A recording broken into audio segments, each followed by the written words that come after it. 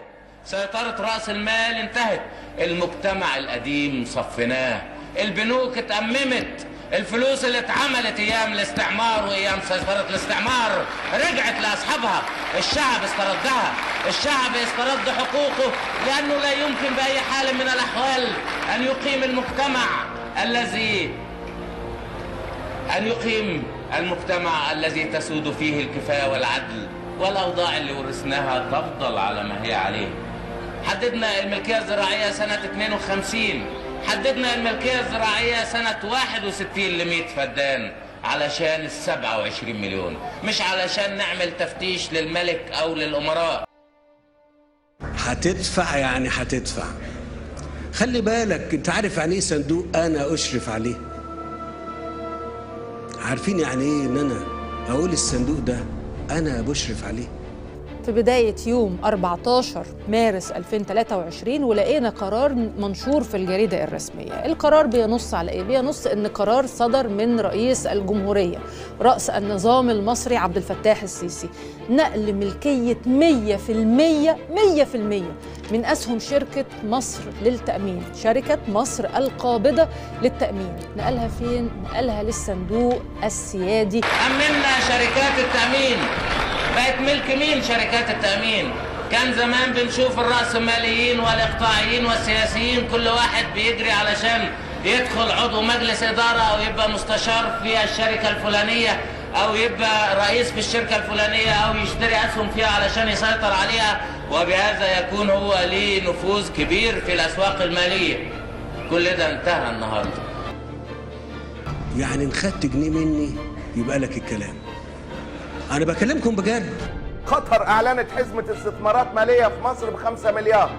أوضح أيضا أن قيمة الأصول المتوقع أن تنقل تتراوح بين 50 إلى 60 مليار جنيه، وهي عبارة عن دفعة أولية. وقد أصدر الرئيس المصري عبد الفتاح السيسي قرارا جمهوريا في 3 سبتمبر الجاري بنقل مجموعة من الأراضي والعقارات من الملكية العامة للدولة إلى الملكية الخاصة بصندوق مصر السيادي.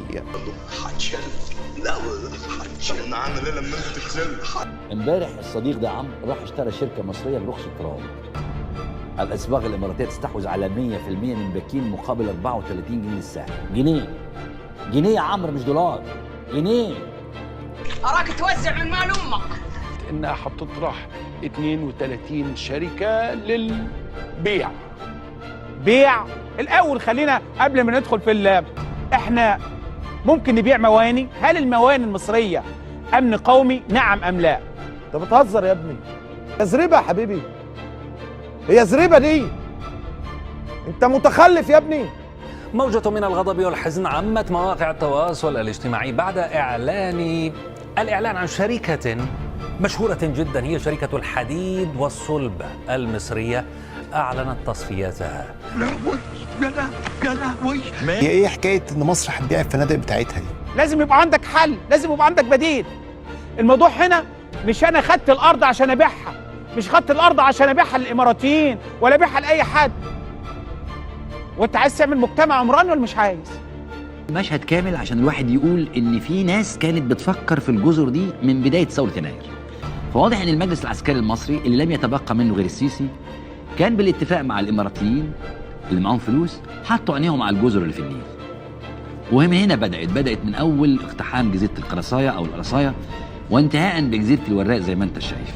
حول الفلاح الأجير اللي كان تحت سيطرة الإقطاعي واللي كان تحت حكم الإقطاعي إلى مالك للأرض، يعمل في أرضه، سيد نفسه، يشعر بأنه حر لا يستغله إنسان آخر، وبهذا يستطيع هذا الفلاح المالك، هذا الفلاح الحر، بعد أن تخلص من الإقطاع ومن الإقطاعي، أن يقول نعم أو يقول لا.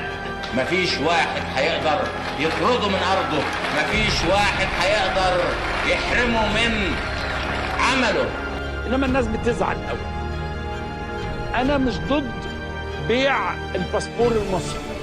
يا حماية يا حماية. الحكومة بتعلن عن طرح 32 شركة في البورصة، 32 شركة في البورصة فيهم 3 بنوك. البنوك اتأممت. مصر أزمة نقص وقود حادة، وذلك في الوقت الذي تفرض فيه إسرائيل وقبرص سيادتهما على 3 حقول للغاز في شرق المتوسط تقع في واقع الأمر داخل المنطقة البحرية المصرية، وتضم الحقول الثلاثة 36 تريليون قدم مكعب بقيمة 240 مليار دولار. الفلوس حاضر يا فندم. حاضر يا فندم. اهم حاجه في الدنيا. ناخد ارض لحد من الوزراء، مفيش حد من الوزراء بياخد ارض، مفيش حد عندنا هنا بيعمل زي ما كانوا بيعملوا قبل كده. مش ممنع البنوك مش علشان انا اتملكها او فلان يتملكوها، انتوا اللي تملكتوها مش الوزراء دول.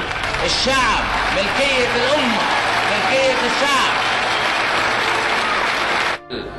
شركات التأمين ملككم انتوا، لان الشعب 27 مليون هو اللي يملك كل بنك في هذه البلد. كل واحد فيكم اما يعدي على بنك النهارده ما يقولش ده بنك فلان ولا بنك علان، يقول ده البنك بتاعي بتاع بلد.